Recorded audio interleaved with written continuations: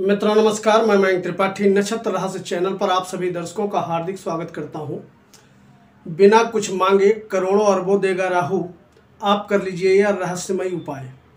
मित्रों ये ध्यान रखिए, हर दूसरा व्यक्ति राहु से, केतु से या शनि से भयभीत रहता है और भगवान से ये प्रार्थना करता है कि इनकी दशाओं का सामना न करना पड़े, क्योंकि जब भी शनि की दशा या राहु की दशा शुरू होती है तो मान के चलिए व्यक्ति किसी न किसी रूप में परेशानी जरूर उठाता है।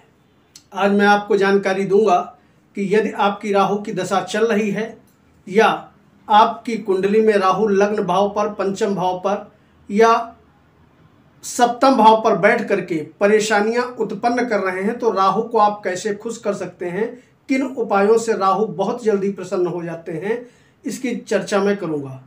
यह उपाय आप कोशिश करें कि अपने दैनिक जीवन में शामिल करें, प्रतिदिन करें, तो आपको ज़बरदस्त फ़ायदा मिलेगा। लेकिन अगर इतना समय नहीं है कि आप उपाय प्रतिदिन कर सकें, तो कम से कम यह उपाय राहु की दशा काल में जरूर करते रहें।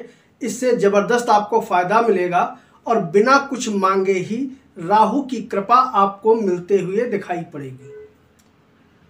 सबसे पहली चीज़ आप ये जान लीजिए, एक उपाय बहुत पॉपुलर है, वो है राहु देव का मंत्र। अगर राहु की दशा चल रही है और कुंडली में राहु नीच अवस्था में ना हो, तो आप राहु देव के मंत्र का जप कर सकते हैं। मंत्र है ओम भ्राम भ्रीम भ्रौम सह राहुवे नमः। लेकिन ध्यान रखिए, राहु आपकी कुंडली में वृश्चिक राशि में बैठे नहीं होने चाहिए, सिंह राशि में बैठे नहीं होने चाहिए और कर्क राशि में बैठे नहीं होने चाहिए। अर्थात जहां राहु बैठा है वहां 4 नंबर, 5 नंबर या 8 नंबर नहीं लिखा हो तो अच्छा है। इसके अलावा 9 नंबर नहीं लिखा होना चाहिए। धनु राशि में भी राहु बढ़िया फल नहीं देते हैं। इसके अलावा अन्य किसी भी राशि में यदि राहु बैठे हैं तो राहु की दशा काल में आप जो है इस मंत्र का प्रतिदिन 108 बार जप करते रहें। इससे आपको बेनिफिशियल रिजल्ट राहु देता रहेगा, राहु खुश रहेगा और प्रसन्न होकर के आपको आशीर्वाद देता रहेगा। दूसरी चीज ये ध्यान रखिए, राहु के इष्ट देवता होते हैं गणेश जी, और कहीं न कहीं छिन्न माता की पूजा करने से भी राहु जो है प्रसन्न हो जाता है, अपना दुष्प्रभाव नहीं देता है। ऐसे में अगर आपकी राहु की दशा चल रही है और आप राहु के मंत्र का जप नहीं करना चाहते हैं, तो या तो छिन्न माता के मंत्रों का जप करें या छिन्न माता की एक चालीसा भी आती है, ऑनलाइन आप लोड कर सकते हैं और वह पढ़ें, या गणेश जी का मंत्र ओम गंगणपतये नमः, इस मंत्र का जप करके भी आप राहु की पीड़ा से बाहर आ सकते हैं।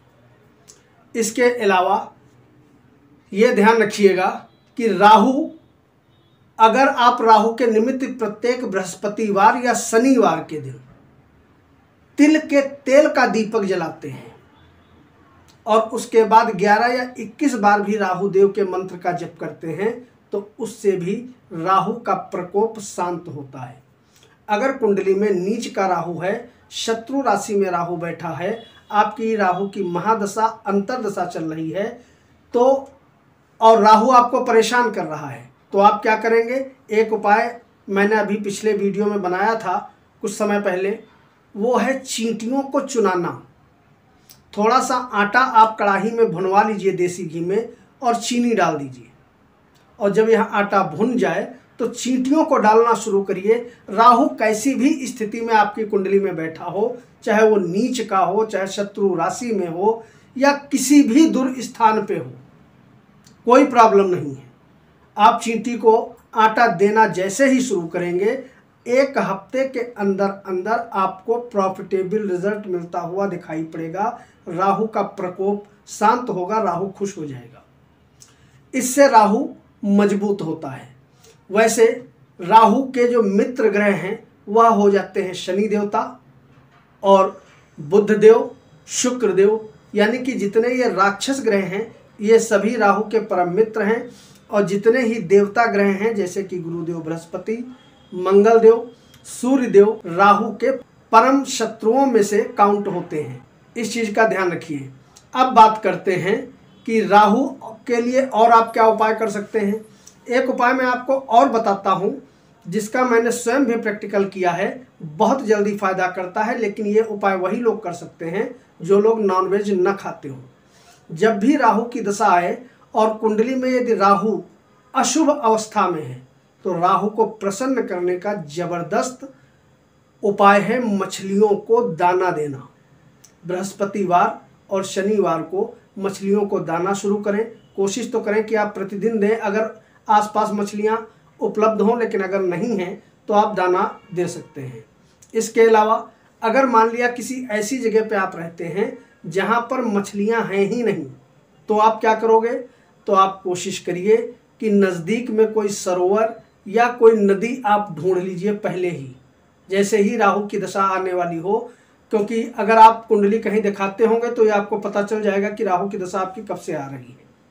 तो नज़दीक में यदि आप नदी देख करके पहले से रखेंगे और राहु की दशा जैसे ही शुरू होती है तो पहला जो बृहस्पतिवार पड़े या जो पहला शनिवार पड़े उस दिन बाजार चले जाइए, जिंदा 2 मछलियां खरीद लाइए या 1 मछली खरीद लाइए और बहते हुए जल में आप प्रवाह कर दीजिए। राहु कितना भी खराब क्यों ना हो तुरंत प्रसन्न होगा, खुश होकर के आपको आशीर्वाद देगा और ज़बरदस्त तरीके से प्रॉफिटेबल रिजल्ट आपको मिलता रहेगा। अब बात आती है कि यह उपाय आपको करना कितने दिन है।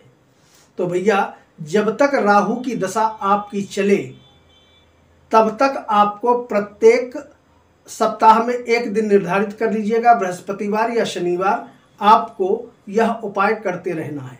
दूसरी सावधानी यह रखनी है, अगर राहु कुंडली में आपके खराब अवस्था में है तो घर में कुत्ता न पालें, कुत्तों को रोटियां दें, कुत्तों को खाना खिलाएं, यह आपके लिए शुभ होगा। घर में पालने से बचें। तीसरी सावधानी आपको ये रखनी है, कभी भी अगर कुंडली में राहु खराब है, उसकी दशा आ गई है, तो भैया कमर के ऊपर काले कपड़े और नीले कपड़े पहनना बंद कर दीजिए, अन्यथा आप बहुत परेशान हो जाएंगे। अगर मान लिया आपके पास काले और नीले ही कपड़े बहुत ज़्यादा हैं तो ऐसी स्थिति में कोशिश करिए कि कम से कम सप्ताह में 2 दिन कतई अवॉइड कर दीजिए, एक बृहस्पतिवार के दिन और दूसरा शनिवार के दिन। शनिवार के दिन और बृहस्पतिवार के दिन काले और नीले कपड़े पहनने से आपको बचना चाहिए। उम्मीद है यह वीडियो उन सभी लोगों के लिए हेल्पफुल साबित होगी जो लोग राहु से परेशान हैं। वीडियो को लाइक करके अपने इष्ट देवता का नाम लिखिएगा। कल मिलेंगे। मयंक त्रिपाठी को अनुमति दीजिए। नमस्कार।